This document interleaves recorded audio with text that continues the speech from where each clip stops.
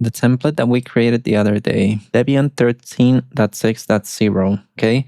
This template lives in XCP3. So if I need to deploy a VM on XCP1 or XCP2, the VM needs to be migrated because the VM by default is going to be created where the template lives, I think. There must be some information about that here. Custom templates. It doesn't say here. If your 3 hosts are in the same pool, you should not create 3 copies of the template. Instead, put the template on shared storage that every host can see. What if I put it here? BINFS storage. So why is it disconnected from here? Let me try something. I'm gonna do it with this one. We're gonna copy it. Full copy. We're gonna do it in XCP2. Name and then space XCP2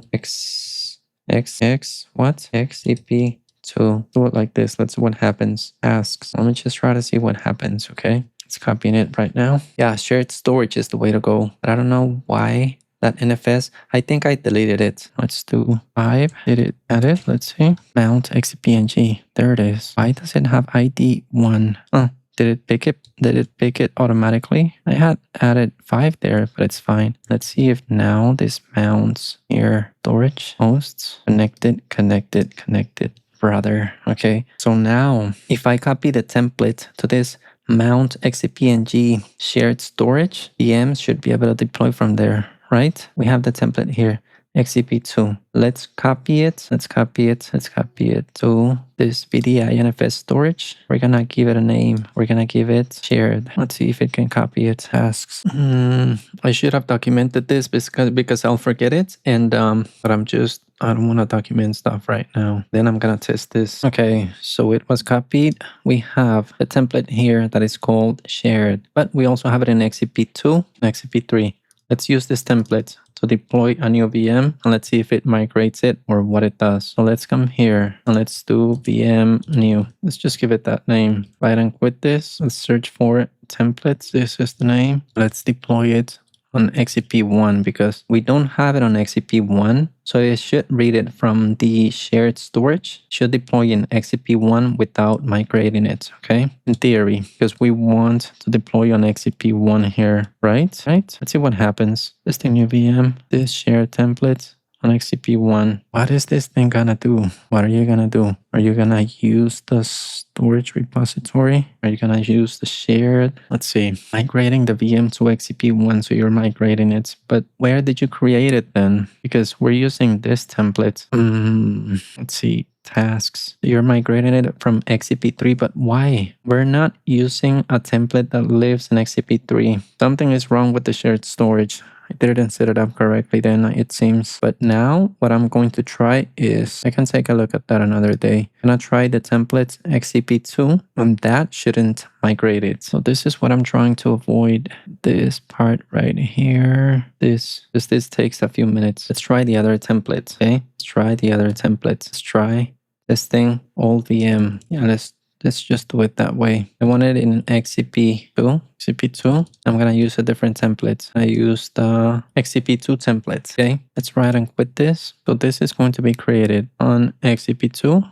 We're gonna use the base XCP2 template. Let's see what happens. Okay, so it's creating the VM, renaming the VM's disk, migrating it. Oh, okay. But look, VM successfully migrated. It didn't migrate anything. Brother, that was fast. That is way faster. So we have the VM right there. Testing old VM. Now it's just installing packages. It's doing the thing that it does on my router and all that stuff. So I'm just going to make my life simpler and I'm just going to copy it to XCP1 as well. I don't care. So this is going to be XCP3. And what happened? What is this? And we're going to copy it to XCP1.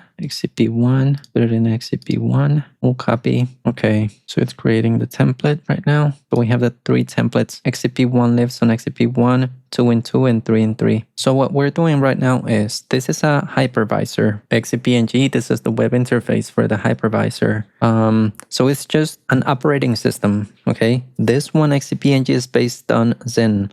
There's another one that is really popular, Proxmox. That one is based on Debian. So that operating system, we could say, you use it to deploy VMs, virtual machines, right? So I have 3 servers in my cluster, like XCP 1, 2, 3, these are physical servers, are the ones that you see there in the back. And in the cluster that has those 3 servers, I deploy virtual machines that run Debian, all of them. Like here you can see that I have DNS1, DNS2, DNS3. These are Debian machines. Here's the version, Debian 12. Some Docker machines, Docker 1 to 3. They're running Debian 12.5 as well. These are new, Cube Controller, Cube Node 1, Cube Node 2. They're running Debian Trixie 13.6. So that's what I'm doing. I have a script that automates the creation of the machines, as you can see here. But you have to create a template first. Then when I want to deploy a new VM, it takes like what? Couple minutes? Not a couple. It takes a few minutes because I install some base packages, you know, and I do a lot of other stuff as well to automate the process as much as possible. Let's delete these 2. The list of VMs to be deleted. Yes. Deleting, testing old VM. There we go. And testing new VM should be gone soon as well. Okay, so testing old VM was deleted. Testing new VM is gone as well. Now that I think about all this, what if Ansible just goes away? Bash is never gonna go away. Should I use Ansible just because? Should I stick to Bash?